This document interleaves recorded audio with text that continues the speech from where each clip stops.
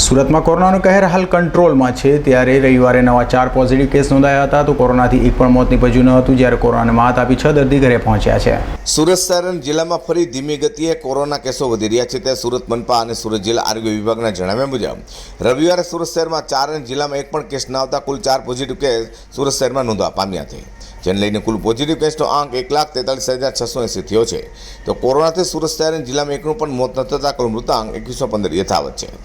સુરત શહેરમાં 4 અને જિલ્લામાં એક મળી કુલ 6 દર્દી કોરોના માત આપી સાજા થઈ ઘરે પહોંચ્યા છે. જેને પગલે કોરોના માત આપના દર્દીઓની સંખ્યા 1,41,498 થઈ છે. હાલ શહેર અને જિલ્લામાં કુલ એક્ટિવ કેસની સંખ્યા 67 છે, જેમાં સુરત સિટીમાં 1,11,539 કોરોના પોઝિટિવ કેસમાં 1629 મોત થવા પામે છે, જ્યારે સુરત જિલ્લામાં કુલ 32,341 કોરોના પોઝિટિવ કેસમાં 486 મોત થયા છે. સુરત શહેરમાંથી 1,09,851 અને સુરત જિલ્લામાં 31,647 દર્દી કોરોના માત આપી સાજા થઈ ઘરે પહોંચ્યા છે.